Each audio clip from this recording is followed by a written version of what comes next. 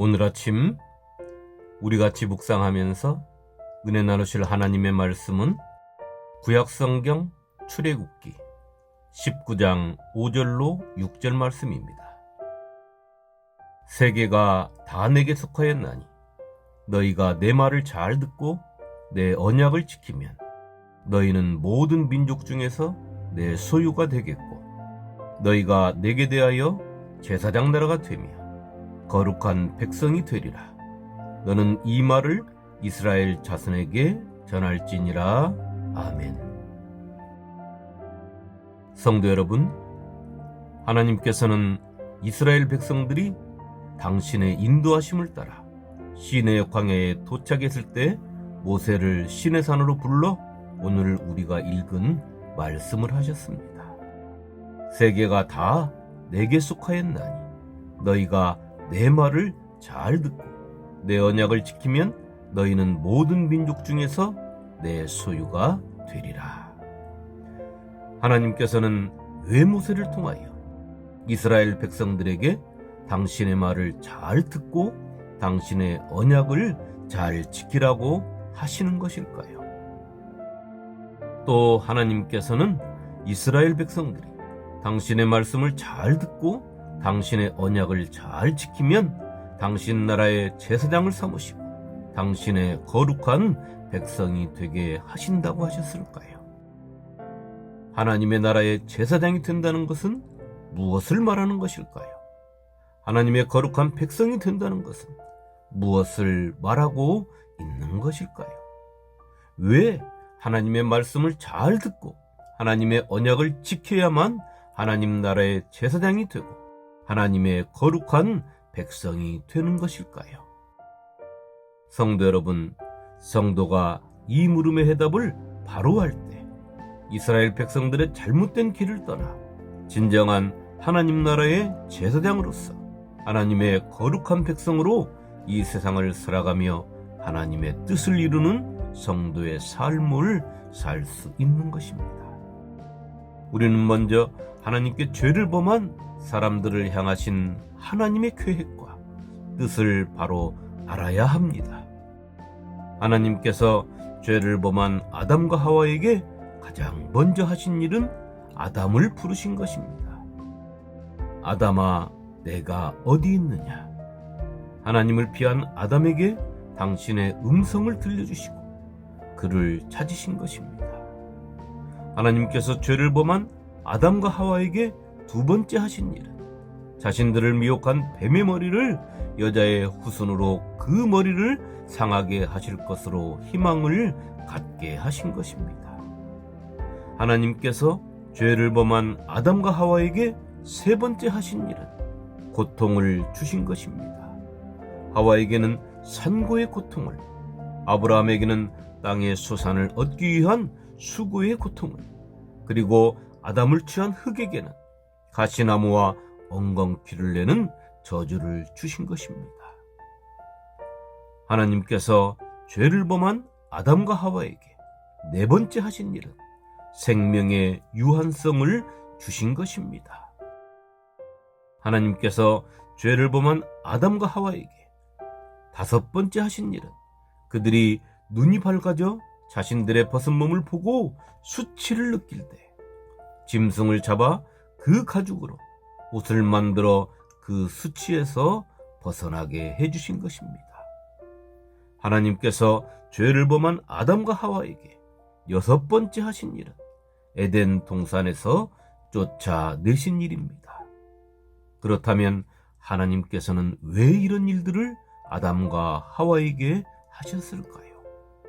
하나님께서는 범죄한 아담에게 당신의 음성을 듣게 하시며 찾아주심으로 또 가죽옷을 아담과 하와에게 입히심으로 그들이 비록 당신께 죄를 범했지만 하나님 당신은 여전히 그들을 사랑하시며 보호하신다는 것을 말씀하고 있는 것입니다. 여자의 후손을 통하여 뱀의 머리를 상하게 하심으로 여자의 후손이 반드시 죄를 들여온 자에게 그 죄에 대한 심판을 하시겠다는 것입니다. 그리고 아담과 하와에게 고통을 주신 것은 그 고통을 통하여 하나님을 기억해야 한다는 것과 아담과 하와에게 죽음을 주신 것은 죄의 대가가 얼마나 무서운 것인가를 깨닫게 하시고 아담과 하와를 에덴 동산에서 쫓아내시며 그들이 항상 하나님을 찾는 자가 되기를 원하시는 하나님의 간절한 뜻이 담겨 있는 것입니다. 하나님께서 당신의 형상을 닮은 아담을 창조하시고 그의 갈빗대를 취하여 그를 돕는 배필을 아담에게 주시며 하나님께서 창조하신 이 세상이 하나님의 형상을 닮은 사람들로 채워지고 하나님의 말씀의 법으로 통치되는 하나님의 나라를 계획하신 것입니다.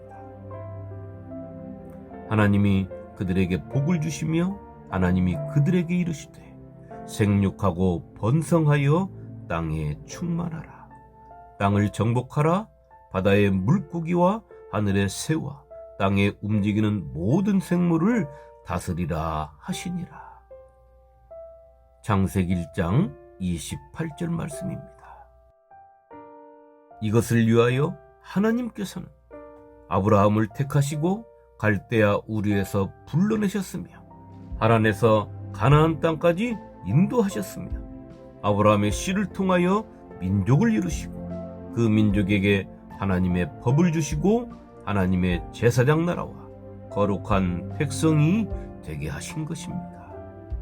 그것은 이스라엘 민족들이 하나님의 말씀을 따라 사는 삶, 하나님의 언약을 지키며 사는 삶을 통하여 온 세상에 하나님의 제사장 된 나라가 어떻게 사는지를, 그 나라의 거룩한 백성들의 삶이 어떠한지를 보여서 온 세상 사람들이 하나님을 경배하며 하나님의 법을 따라 사는 하나님의 통치가 이루어지는 세상으로 만들고자 하신 것입니다. 그렇기 때문에 하나님께서는 이스라엘 백성들에게 출애굽 과정에서 살아계신 하나님의 능력을 보여주셨고 그들이 광야 생활하는 동안 하나님의 보호하심과 인도하심을 받게 하셨던 것입니다. 너를 낮추시며 너를 줄이게 하시며 또 너도 알지 못하며 내 조상들도 알지 못하던 만나를 내게 먹이신 것은 사람이 떡으로만 사는 것이 아니요 여호와의 입에서 나오는 모든 말씀으로 사는 줄을 내가 알게 하려 하심이라. 이 40년 동안에 내 의복이 헤어지지 아니하였고 내 발이 부르트지 아니하였느니라. 신명기 8장 3절로 4절 말씀입니다. 이것은 마치 성도인 우리가 예수 그리스도의 구속하심으로 세상에서 구원을 받고 하나님을 믿는 자가 되었기에 예수 안에서 사는 삶이 자연스럽고 기쁘고 즐거워야 하는 것과 같은 것입니다.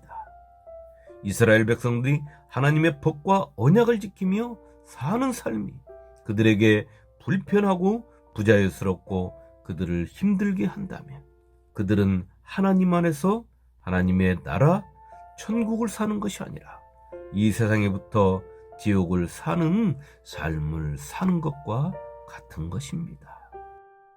오늘 이 시대를 사는 성도의 믿음의 삶이 부자유하고 힘들고 고통스럽다면 이 신앙 또한 문제가 있는 것입니다.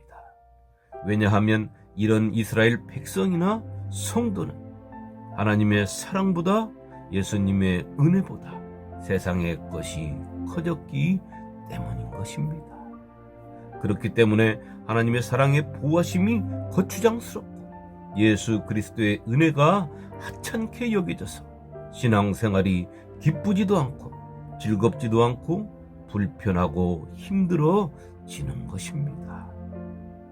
오늘 하루 나는 하나님 나라의 제사장인지 또 거룩한 백성인지를 내 내면에 깊이 묻는 하루가 되어서 하나님의 제사장으로서 거룩한 백성으로서 이 세상에 좋은 파장을 일으키는 하루가 되시기를 내가 당신 안에 있는 것을 기뻐하시는 예수님의 이름으로 축원합니다. 아멘.